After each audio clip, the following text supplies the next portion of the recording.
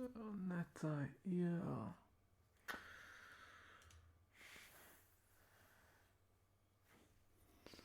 Uff, neta, oh.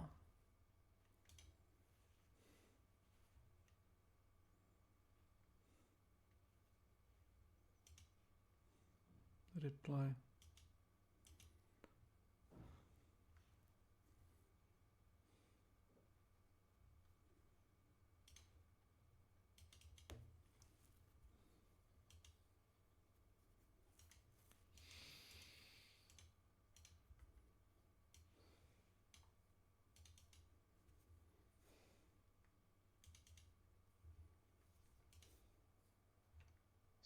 Frost is now live streaming last epoch no digital art offers, thank you, waiting for customs Rs to give me a call.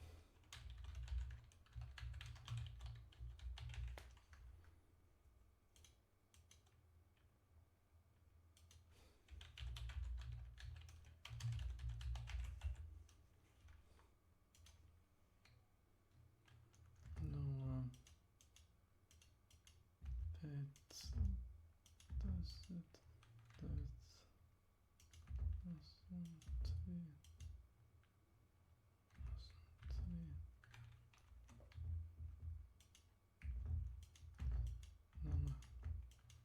like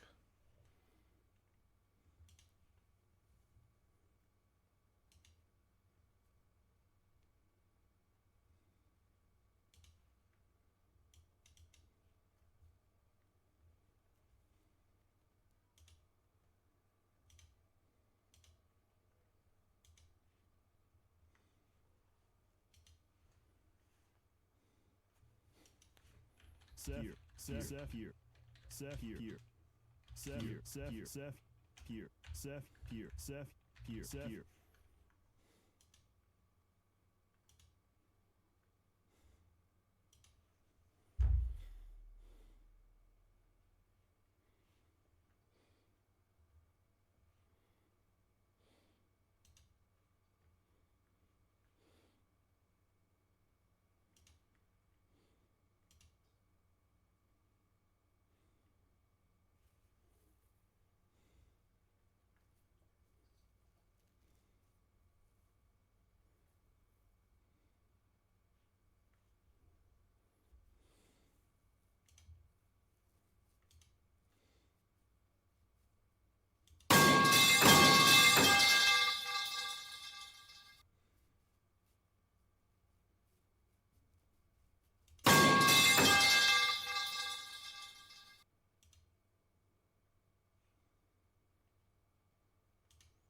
Punch down.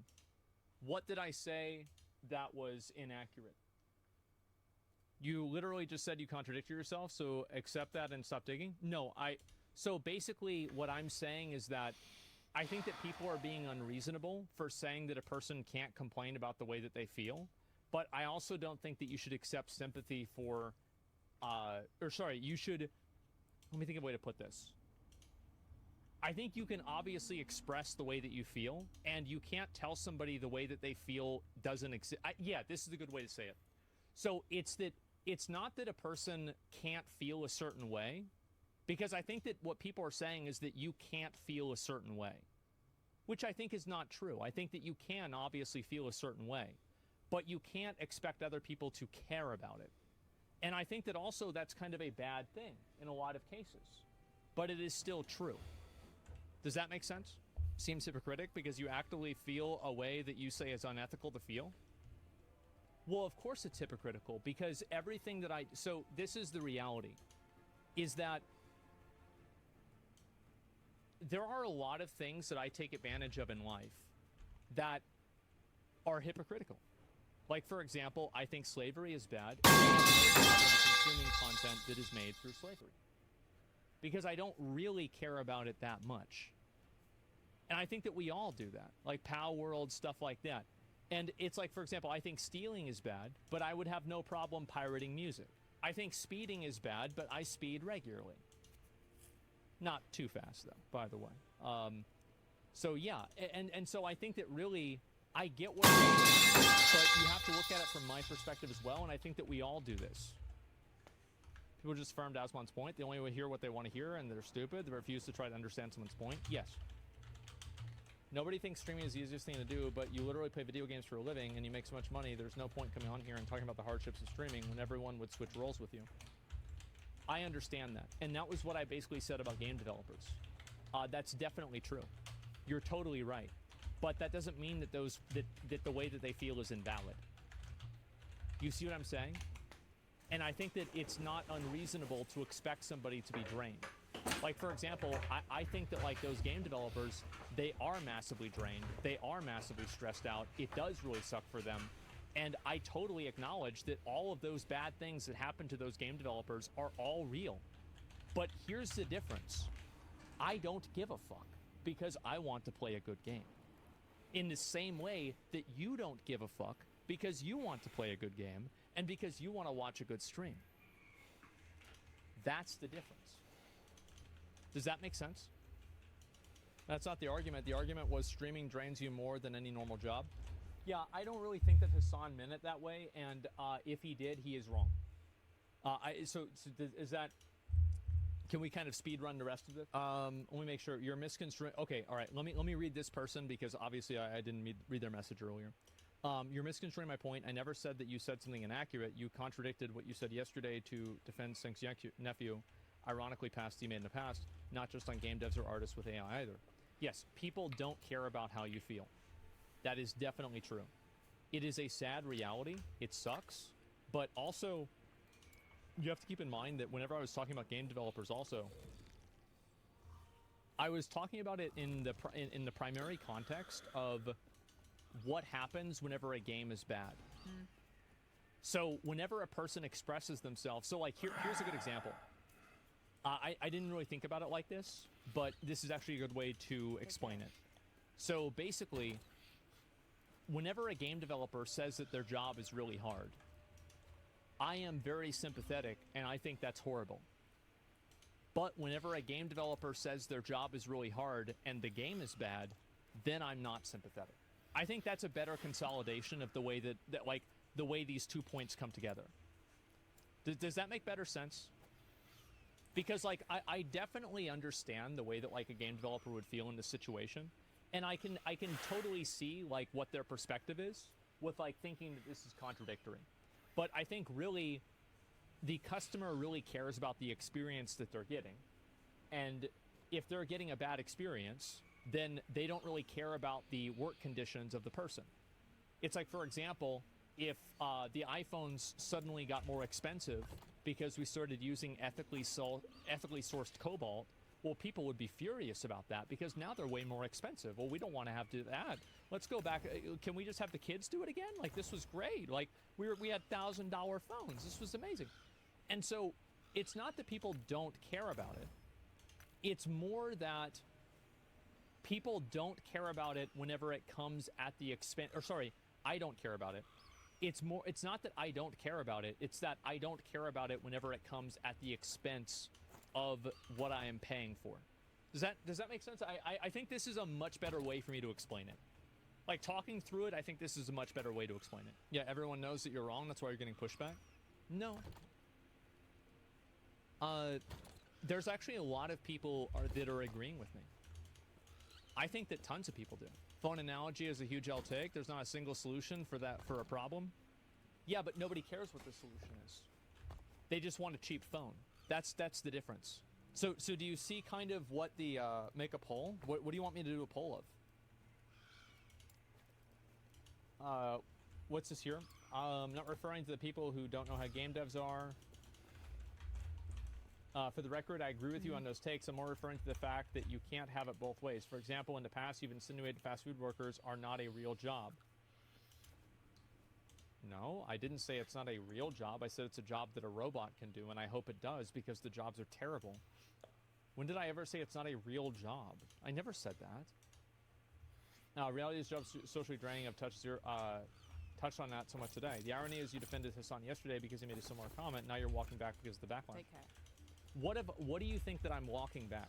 Yeah, what do you think that I'm walking back? Because I've spent 2 hours on this now, right? I mean, if I was walking back, I feel like it would have taken a lot less time.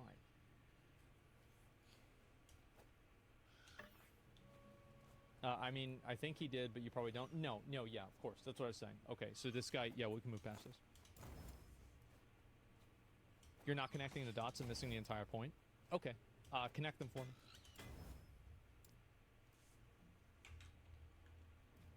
Okay. I already have a clip insinuating it. I can link it if you want. Sure. Yeah, go ahead. That's great. Yeah. Can you put a couple of spaces in it so it doesn't get deleted? Because it'll just get deleted. You are walking back saying that if Hassan is saying streaming is harder than a real 9-to-5 job, he's wrong. You're adamant wrong. Everyone's yesterday. Okay, you found a clip. Okay. All right. I'm gonna go ahead and just open it up right here. It really is. Okay. And some of these people getting a reality check is great. The sad thing is some of the restaurants, they automatically charge the server 10% of the bill to tip out to the hostess and busboys. Well, I think that, like, really what I've always found to be ironic about this is that what do I usually tip for? I tip for good food. And the waiter doesn't even make the food. Do you think I'm going to tip them for bringing a plate to me? Are you kidding me? Get the fuck out of here. Like, if I had a menu and I could just put the thing in myself, I'd do that. So what is the argument with this? He's insinuating that he's saying that you're insinuating waiters and waitresses aren't real jobs. Well, it's not that they aren't real jobs. It's that I'm not going to take it as seriously, and I don't want to tip the person who's a waiter. I want to tip the person who made my food. Which is true. I think being a waiter is a vastly less skilled and less important job than being a cook. Absolutely. And I want to also make very clear that I did not say restaurant workers. I said people that work in a kitchen. Waiters don't work in a kitchen. That's why they're waiters and not cooks. So is that, does that make sense? The argument is that it's a bit jarring to downplay one job for its perceived lack of difficulty while enjoying the social drainage while defending your friends. Okay, so yeah, I can see what you're saying. So it's a bit jarring to downplay one job for its perceived lack of difficulty. I don't necessarily downplay the job, but I don't necessarily think that as a tip. So I think that if you want to make a one-to-one comparison, what would I say if somebody as a streamer was expecting to be tipped? I would say get the fuck out of here. Too bad. I have no problem with somebody being a waiter. I would say the same thing. I was saying this in the context of expecting getting a tip. Now, I appreciate you actually having a link here and having a conversation about this. But do you understand the difference? Like, the difference between me taking a job seriously and then me thinking that a person is entitled to getting extra money, entitled to a tip. Like, these are two very different things. Are they to you guys? Because to me, I think that they are. For the record, again, I agree with the fact that tipping culture is bullshit. This is working in the fast food industry whenever I was an undergrad. I don't think it's fair to say what you said because it insinuates all or most waiters are entitled to tips when a streamer your size makes a comment of the clip. Okay, but, like, I just want to make sure that, like, I'm very clear about this. Anytime that a streamer acts like they are entitled to being paid for streaming, I will shit on them. And if, clip it. You can save that for 5 months from now whenever Hassan says this and then I defend him, okay? How about that? So clip it right there. So anytime that anybody thinks that they are deserved to be paid for something like this, go ahead and, go ahead and remind me. And I will shit on them too. But waiters don't act like it, though. Waiters absolutely think that they're entitled to tips. That's absolutely 100% true. Oh, in NA. Like, if you're in Europe, yeah, it's probably different. With fake sob stories too? Yeah, 100%. Like, all this, like, emotional appeal, like, oh, well, if you don't, like, all these other, like, arguments, shit like that. Guys, yeah, 100%. So do you see kind of, like, where I'm coming from with this? Because I think that it's, like, obviously a very different argument. Like, there are a lot of jobs that I really don't take very seriously, and I don't think that they're very hard jobs to do. However, all of those people are entitled to be paid the wage that they said, but I don't think that all of them are necessarily entitled to, like, my money directly through tips. And so I was more or less referring to the expectation or the entitlement of tips. And I think this is consistent between a restaurant versus a stream or anything like that. Oh, sorry. You get time. Sometimes if people type really long messages, they get timed out. It makes all the impressionable teens watching your stream literally avoid tipping. I think that they should. I think that the only time that tipping is going to go away is whenever people stop subsidizing it, and then the companies have to actually change. I hate to say it, but I actually think this is true, and I completely support not tipping. I tip all the time because it's like, especially if people recognize me, they're like, oh, it's the streamer guy. Okay, well, I mean, he's got it. I mean, oh, he didn't tip. I knew he wouldn't. What a bald piece of shit. And so it's like they know me, and so they know that I have a lot of money, and so they're like, okay, I've got to give this guy like the 20% or the 30%, right? But like otherwise, no, I used to never tip myself, and I actually don't think the tipping will go away until people actually stop doing it. When you service over a decade, I don't think this is true living in an A. It's something off tangent now. Back to my original argument, you were definitely more rooted in your defense of Hassan than today. I just wish you were less on the fence and didn't walk back on things, similar to how you handled Andrew Tate. Sometimes it's better to die on a hill. Well, I don't think that I'm necessarily walking back anything. And again, like, what do you think that I am walking back? Tipping is important. It's because it's the only way the waiters support themselves. Fuck them.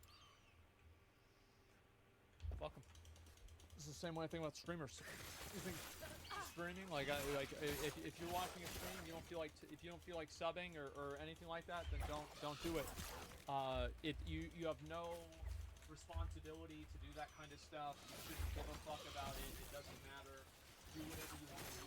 Spend your money how you want to spend it. Don't ever make somebody. Don't let anybody else ever try to emotionally blackmail you into thinking that you have to give your money away because somebody else went into a legal contract that they, as an adult, decided to sign, and then now they're unhappy with the outcome of it. No, you never have to do that. It's a bad idea.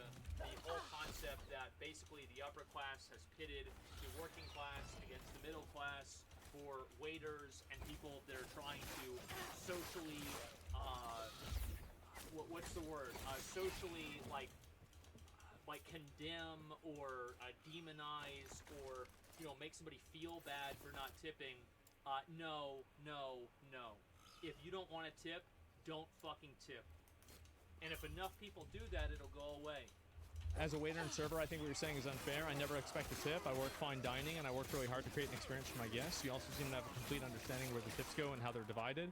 It's not fair how you downplay the physicality of my job. I don't care. Whenever I go to a restaurant, I want to pay I want to pay the price on the menu. That's just the way it is. I get that it sucks. I totally understand it. And also, by the way, I want to make sure that I'm being consistent with this. I feel very bad for you, and that really sucks.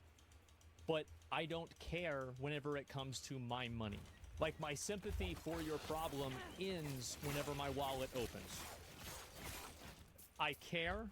I sympathize with you. It sucks. I definitely get it. But I don't care enough to give them money. Guys, you get paid millions of dollars. Half of the time, you guys sit there on the screens shutting the fuck up while something else plays. Okay, you're just people wish I did that. reacting. Or sometimes you play the fucking video and you leave your screen for 30 minutes. You eat on the job. Like, don't pretend like this shit is crazy. You guys can't eat. I remember I used to be able to eat at the IRS. Can you eat at your desk where you work? I think that's probably like a 50-50, right?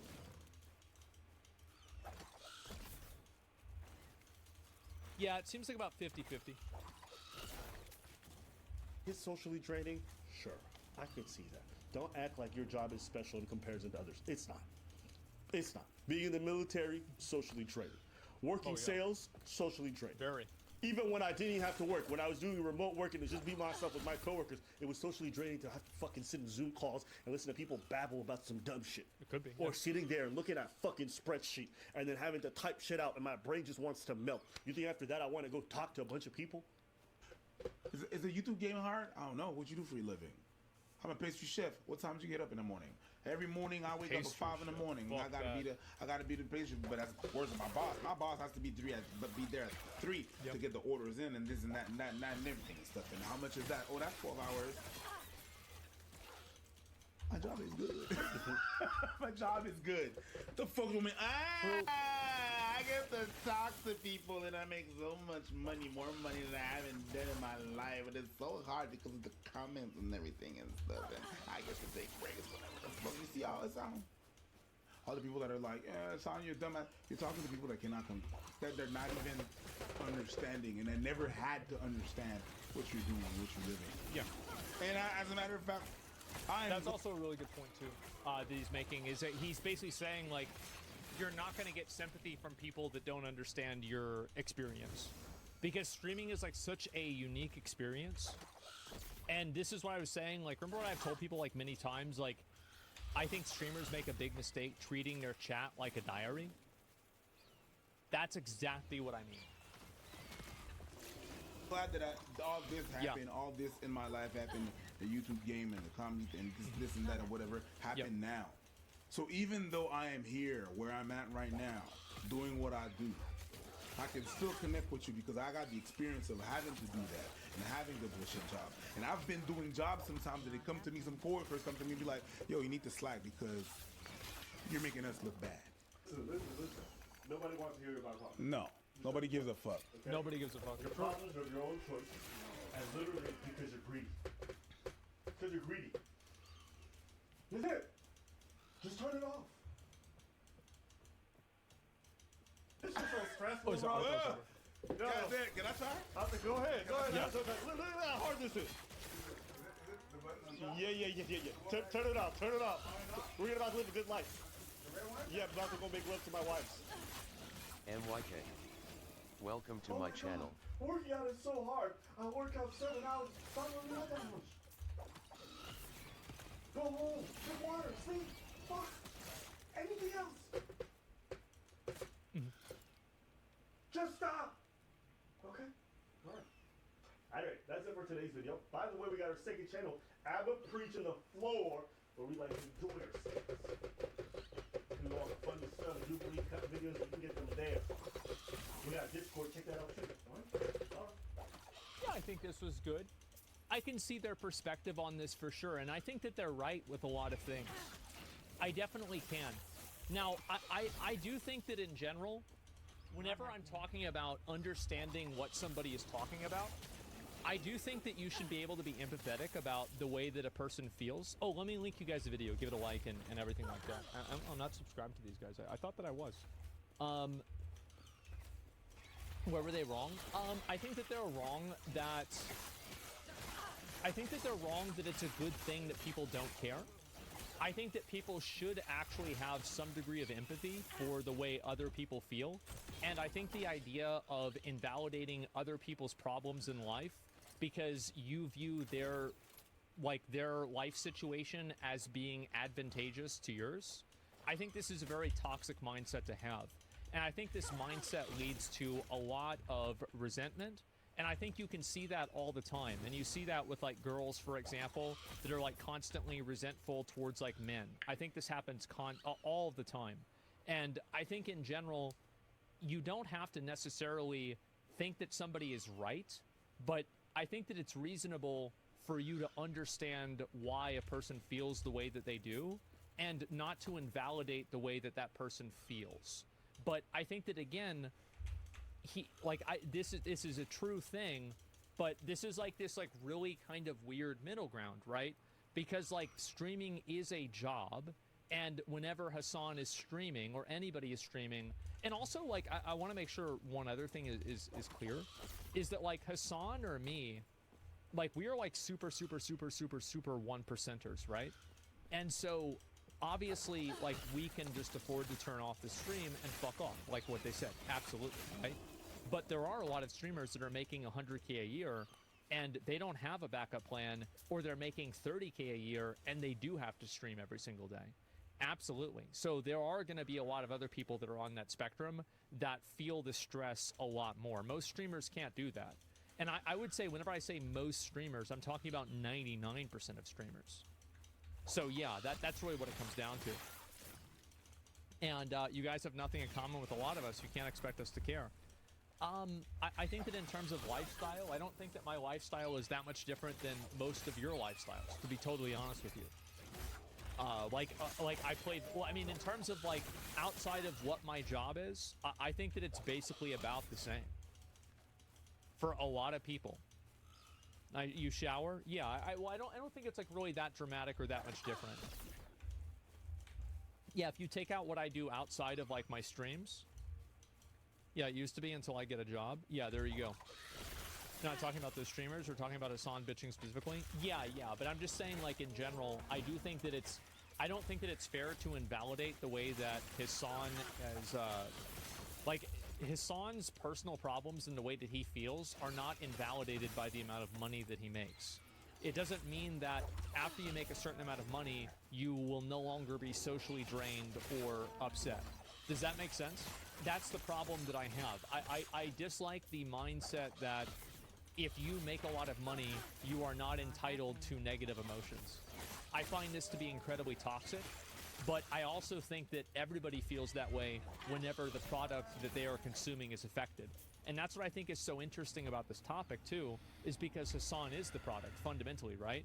So it's like he is the product, so he's complaining about it, but he's also the product. So like, is this that case? How can Hassan express himself without necessarily breaking this rule? It's very confusing, right? Rich equals can't complain, yeah. And so that's why I think it's interesting to talk about it. It is. People are mad because he's downplaying regular jobs. Yeah, I don't think he's necessarily downplaying regular jobs in general. I don't think that's what he meant. But if he was, then he's wrong. But I don't think that's what he meant. Not happening. You're entitled to complaining about your job, the people who make less in a year than you can in a week? Well, of course that you are. Everybody is entitled to their emotions. And I think the idea that they aren't is incredibly unhealthy. Yeah, I think everybody is. Now the other difference is that you are not entitled to have other people care. I'm not saying that other people should not care. But hopefully, can you guys see kind of where I'm coming from with a lot of this? Yeah, I'm not sure. Like, I've talked about this for like 3 hours, right? But like, I think that my perspective on this is pretty fair. I think I have a very fair perspective on this, and I understand that it's not something that's like condensable. I probably could condense it into a tweet if I thought about it hard enough. But it's very complex, and there's a lot of like nuances to it as well, and there's like a lot of a social expectation that goes along with it. I think that the real problem and the real subtext of why people are angry is primarily class consciousness. I think people are mad that, like, for example, if like a 200 viewer streamer said what Hassan said, I think that people would be a lot more sympathetic towards it. And I think if it was somebody besides Hassan that said it, I think people would be a lot more sympathetic towards it. I think that in general, a lot of people are very negative about it because not only it's Hassan, but also Hassan is speaking from such a position of privilege that I also share. So I think that's really what the problem is. And I understand where they're coming from, but I'm going to say I don't really respect that opinion because it's not arrived at logically. It's not about the argument. It's about a person's value judgment of whether another person is allowed to think something, which I think is very stupid. I don't think that's a good way of thinking about things. So yeah, I think that's why a lot of people were mad. I don't think these guys are in that category, by the way. I'm just saying in general. I think that's really what it is.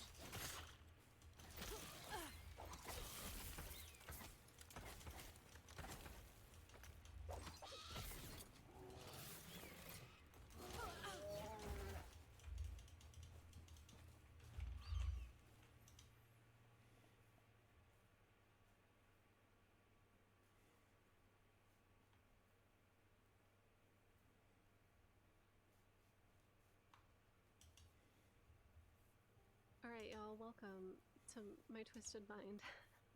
Hello, I'm Quaylog. For those of you that don't know me and are new to this channel, I've been doing Dark Souls and Bloodborne. I've been doing Soulsborne FromSoft content for like 12 years now, on and off. I work actual jobs between working on this YouTube channel, so I'll go missing for long periods at a time. My upload schedule is like super inconsistent, so apologies in advance, and thank you for all of those who've been supporting me all these years. It means so much that y'all stick around to just hear me scream for like 40 minutes at a time, so thank you so much.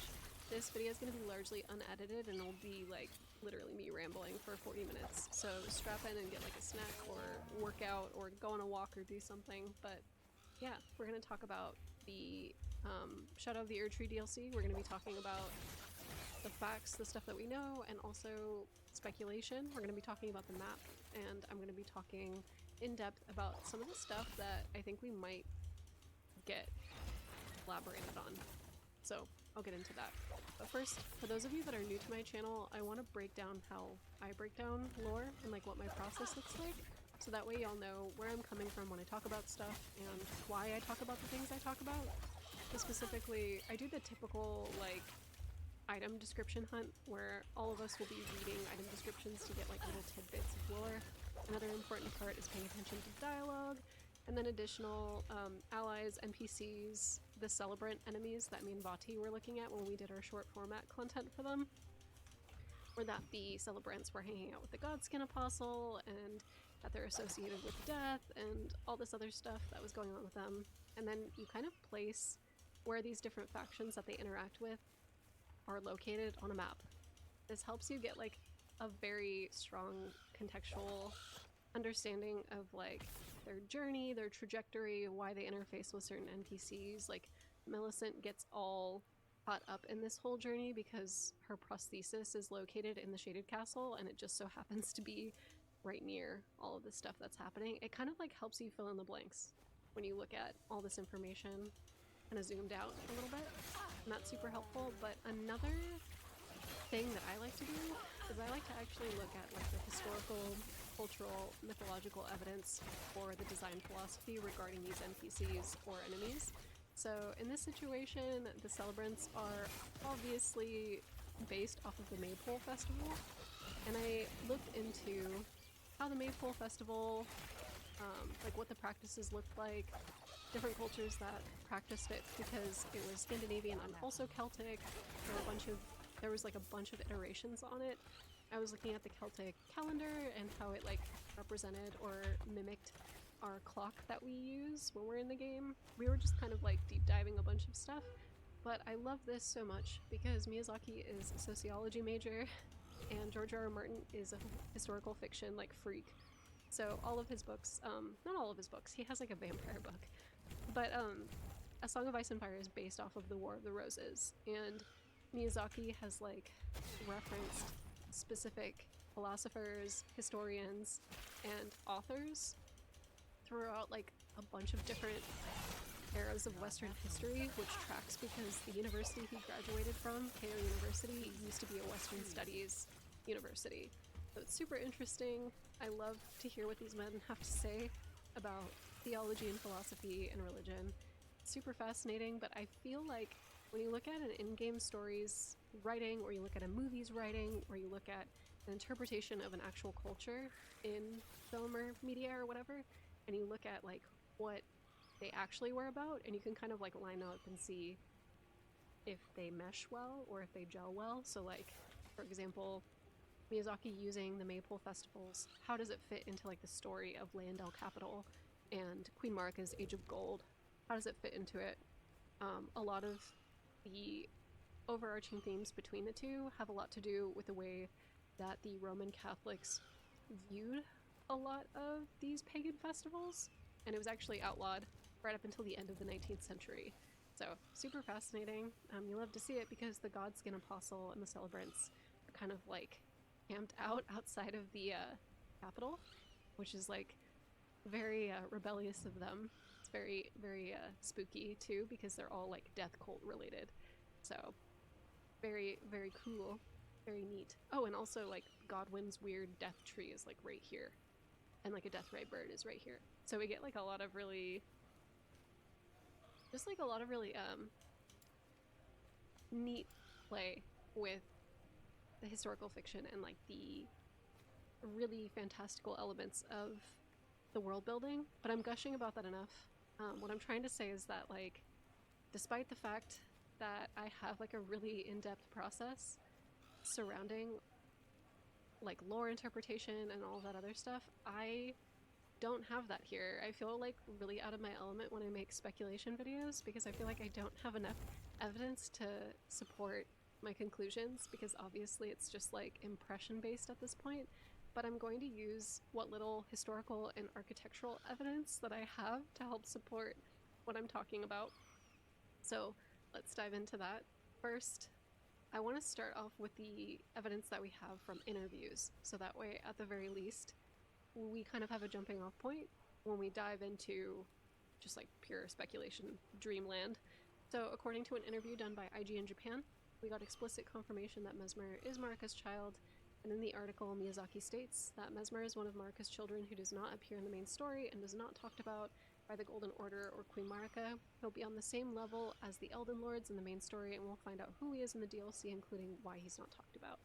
And I want to thank Gaku3217 for letting me know about the differences between the English article and the Japanese article, because the Japanese article has more explicit information about Mesmer and about the DLC and about like the Briar boss. So a lot of cool little things in that interview. So check that out. I'm gonna link it. But we also got confirmation that the DLC image that we were provided does depict Miquella. It's not anybody else.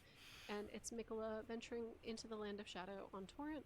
We'll be following in Miquella's footsteps to figure out what led him there and what his motives are.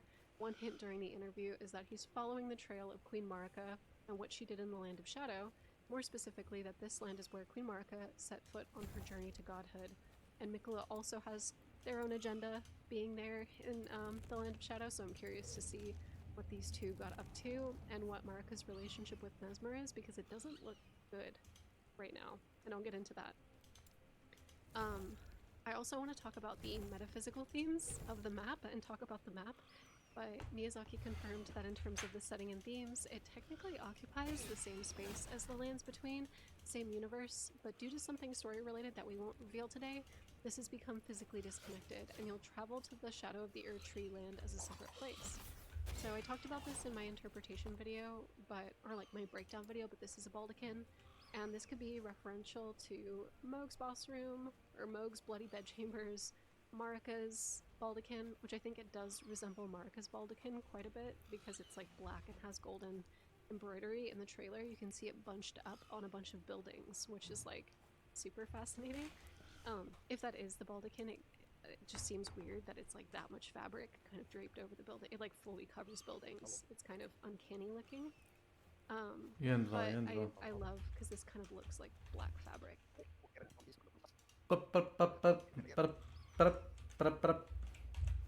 Tako se čuje, Discord prekida.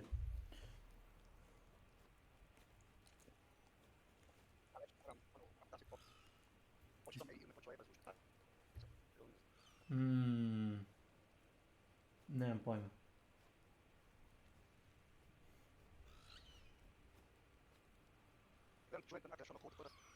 Čujemo te ubrzano te čujem, nisam siguran kako to radiš, ali nije ti loš fazon.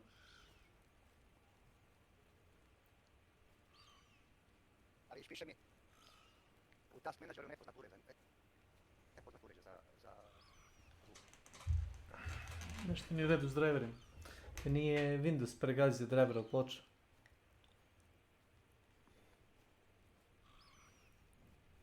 Piše ga ugasiti.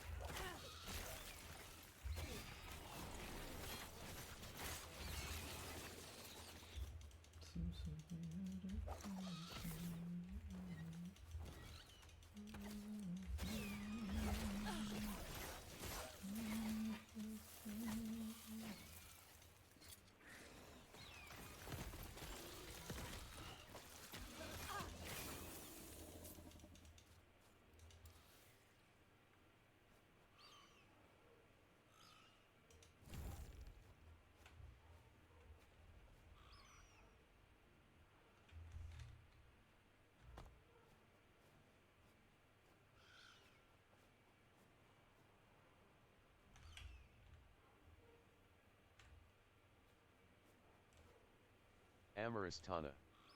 Welcome to my channel. Hello, welcome. Again, 50% bleed chance and 5% less damage of time taken for 4 seconds. Okay.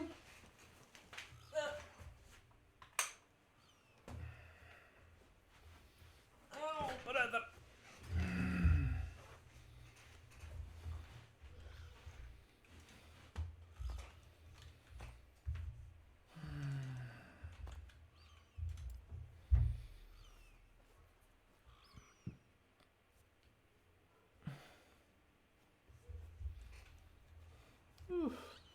Ja sad čujem nenormalno.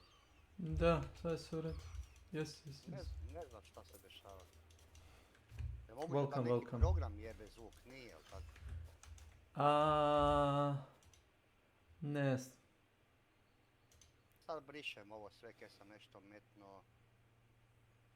Da bi nešto hoću reći. Ali ne vjerujem da bi nešto jebalo baš. A ili je krepala zvučna matrična, nema šta drugo biti. Nema šta drugo biti. A dobro, ima garanciju još, budemo pod garanciju dali.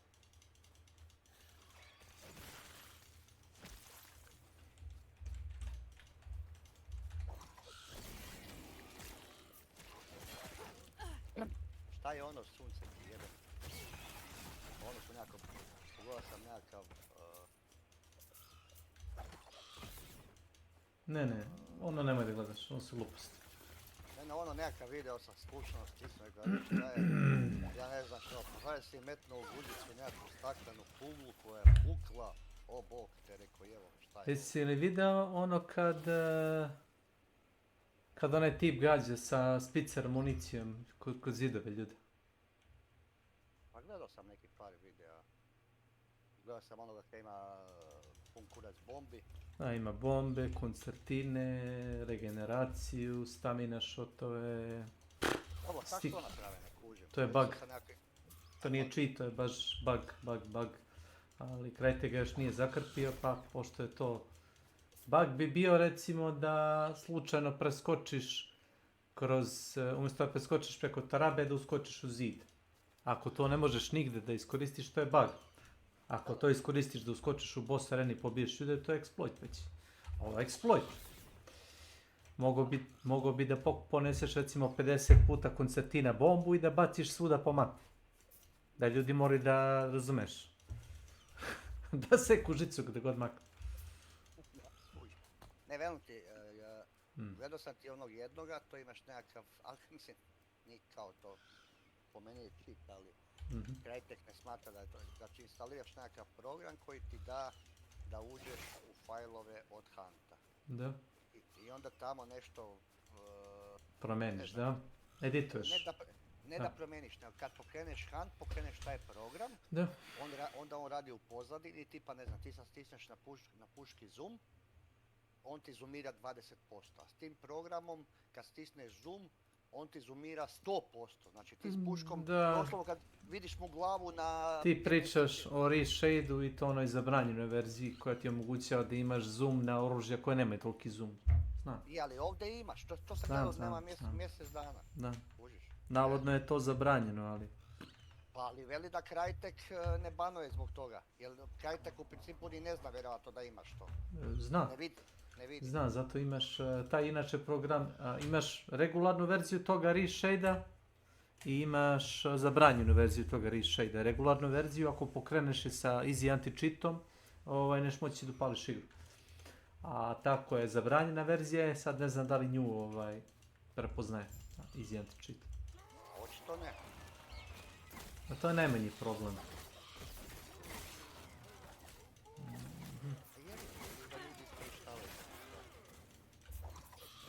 A mislim da je tu najveći problem samo aim boot, ništa drugo.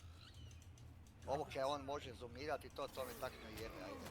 Uzmi snajper pa ti zoomira, ubije, tako stojiš na mjestu, ubije. Nego ovo problem je aim boot, znači tipa ne znam, lik te vidi i ti skačeš, miče se i on stisne desni klik i tebi je glava lokana na njegov metak. Znači ne možeš izbjeći da te ne pogodi u glavu. To je veći problem nego to što on vidi kroz zid ili neke tako. Ako je loš flare, ne bu te pogodio ovak i onak.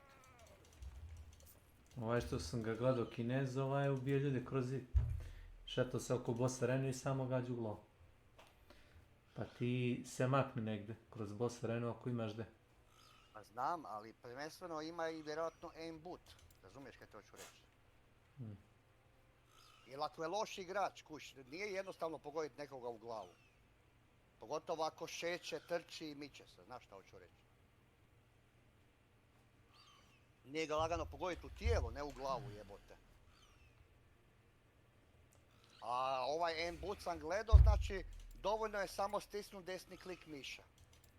I ti si stisnuo desni klik miša i njemu je niša na glavi. I samo stisneš pucanje i on je gotov. Razumiješ? To je veći problem po meni. Ali jebi ga. Crytek boli kurac, Crytek to ne rješava i... Jep. To nije njihov problem. Biće. Kao bi ne budu više vidjeli da igraju njihovu glupu igru.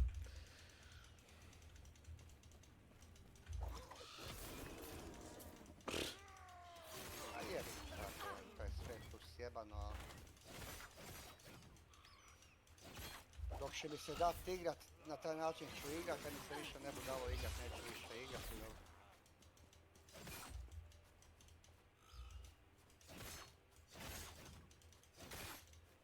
Ovak sad imam volju možda odigrat jednu, dve. I ako poginem po čudnim okolnostima, više mi se ne da. Ne ispituješ zašto su čudne, jer znaš i sam zašto su čudne. No, pa to ti velim. I onda imaš tipe kao što je Milan koji kaže da u Hunt Showdown nema toliko čitera. Ima ih više nego što je potrebno. Da, znam. Čekaj, di nam je Neđat? Tu je mutiran, pojma nema. Vidiš?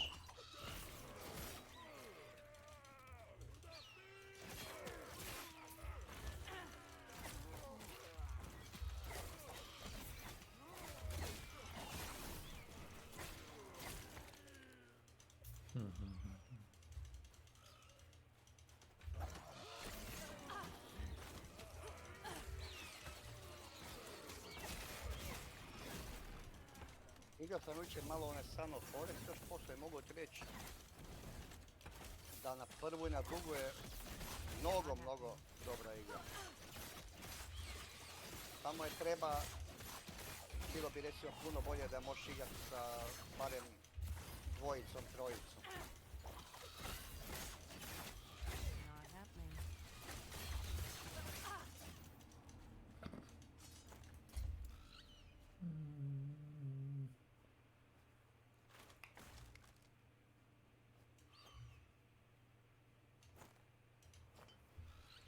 Pa mislio sam da možeš igrat. I prvi dio je mogu da se igra. Pa nemam s kim igrat, ne mogu igrat. Imam multiplayer, nemam s kim igrat, ne znam nikoga da ju ima.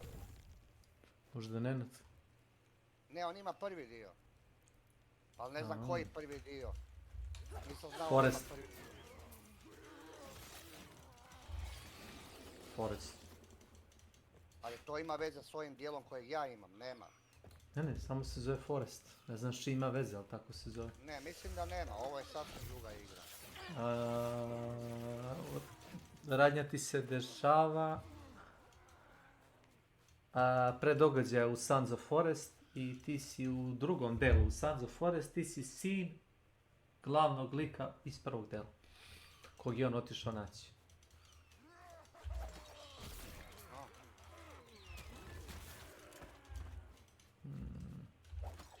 Ne, ali u ovom Son of Forest, a dobro da, samo ista je šema, ti se voziš u helikopter padne. Tamo je avion u prvom delu, ali isti izđao.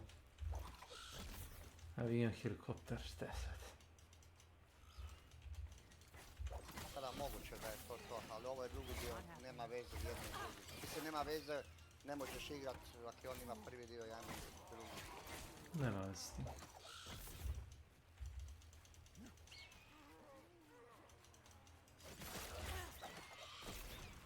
Ali velim, sviđa mi se što nije ono čisti tipa ko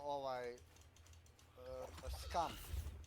U skamu baš moraš ono čuda raditi da bi napravio ruksak, da bi napravio, ovdje je dosta dobar sistem kraftanja napravljen.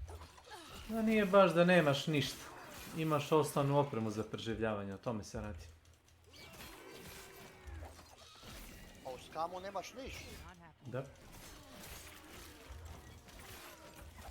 Ili pogotovo onaj DayZ di se ismrzneš i svašta nešto.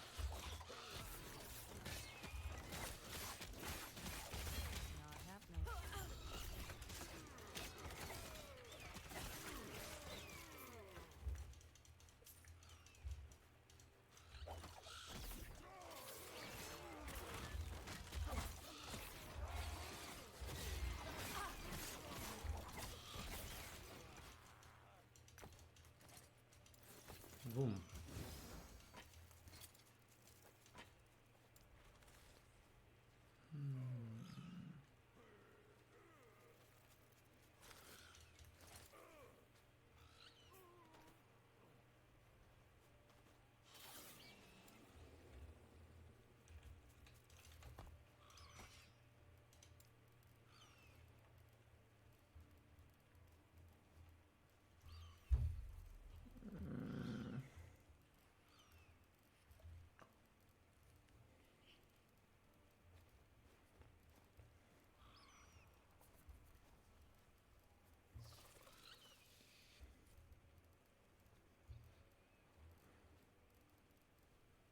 Melee damage, melee attack speed.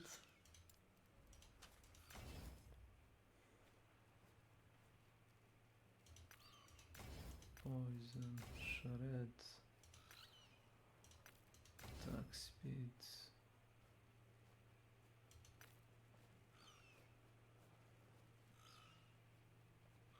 Poison. 36, 1.44, okej. Poison, valid.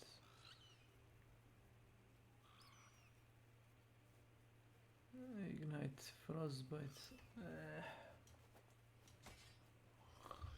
Nie.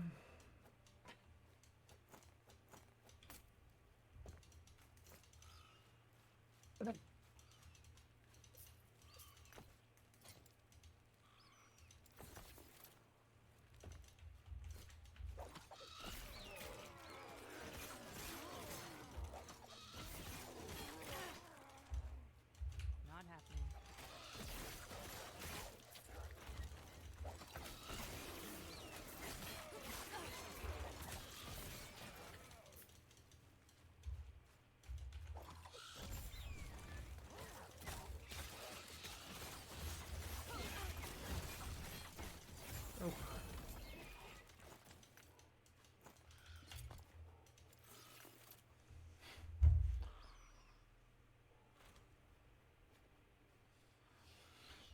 Oh my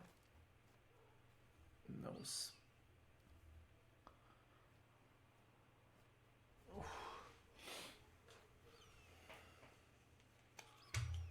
Frostbite. Poison chest, frostbite chest to apply frostbite on account. Freeze rates multiplier. Volatile ice. Interesting.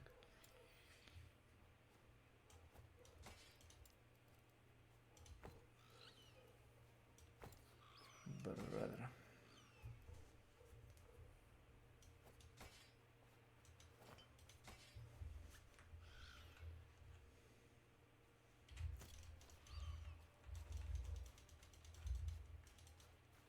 Gods.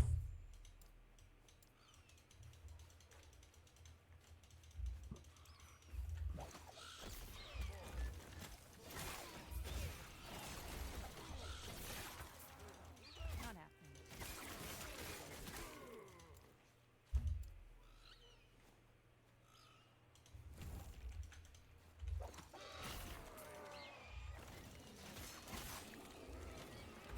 Not happening.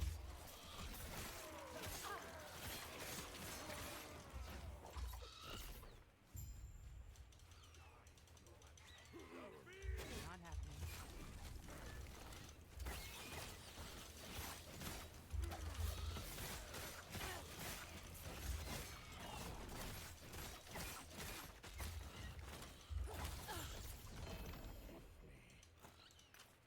Might have to drop something.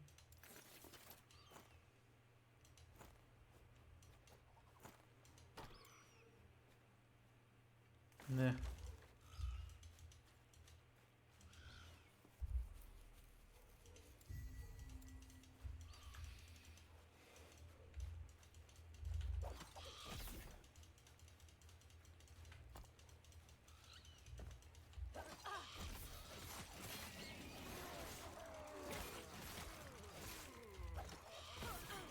Pičku materinu.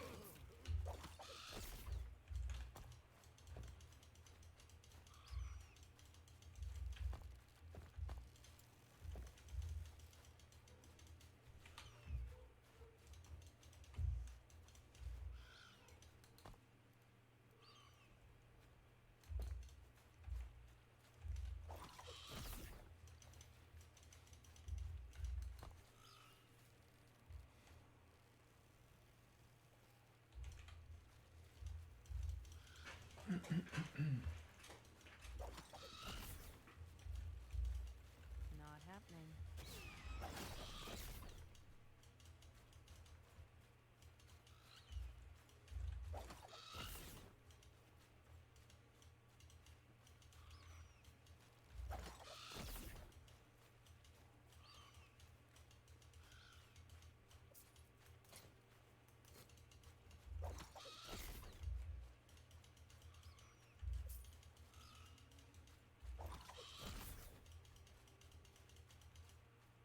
Not happening.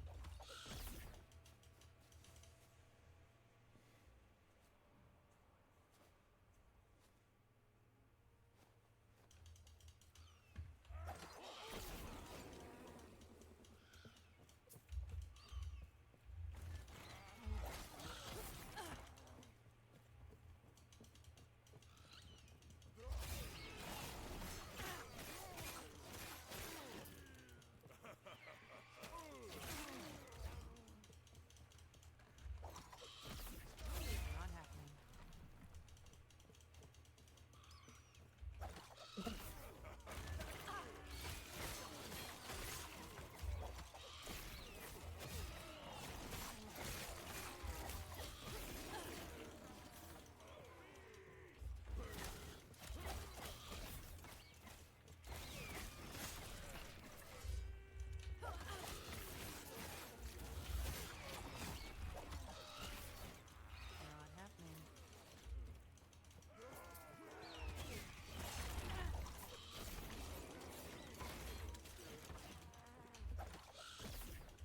Okupilo se gamadi oko nas 5 timova. Verujem ti. A? Verujem ti. Vi to dvosi igrate.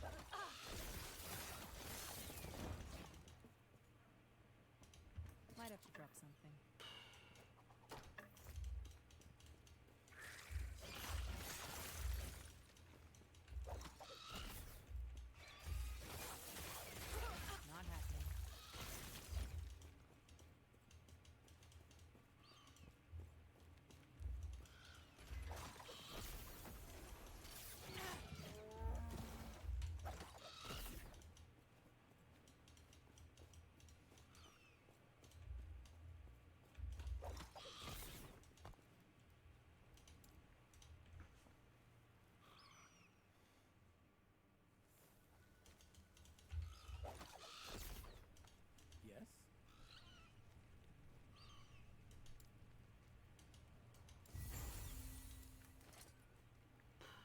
Yes. Gods be with you. Yes, yes.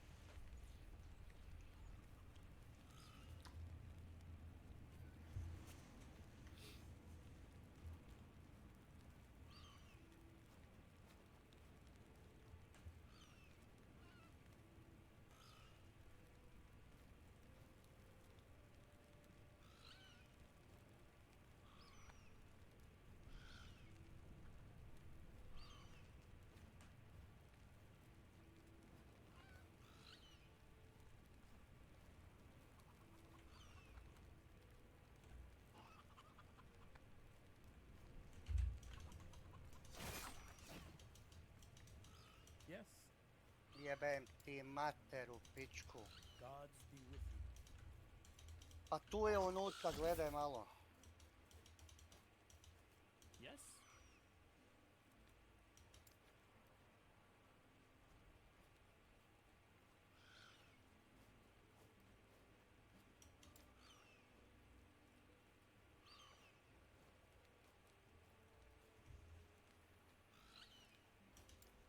Da me neko digne. Kako bi to izgledalo? Farewell. Yes. Farewell.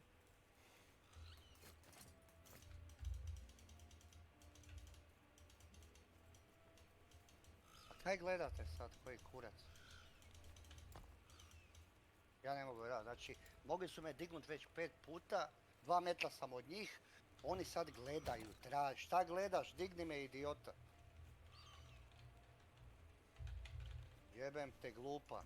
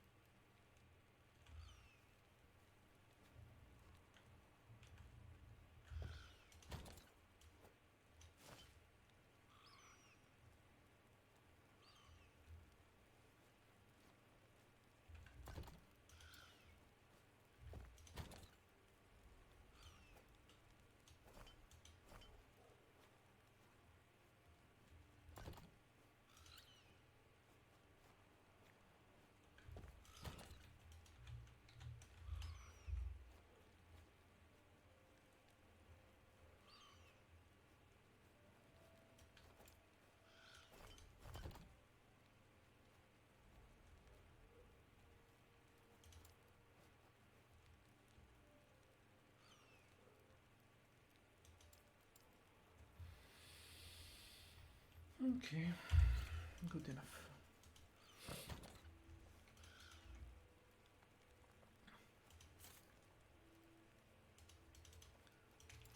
So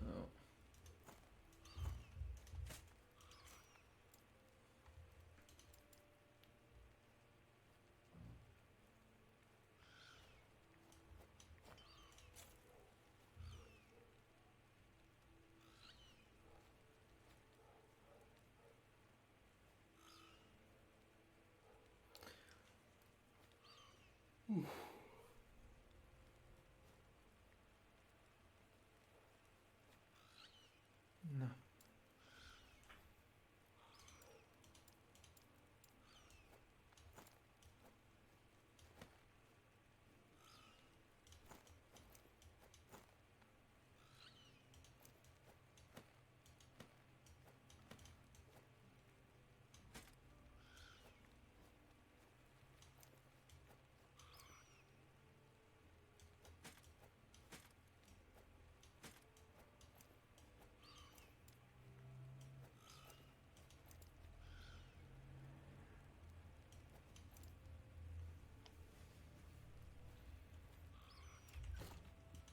Yes.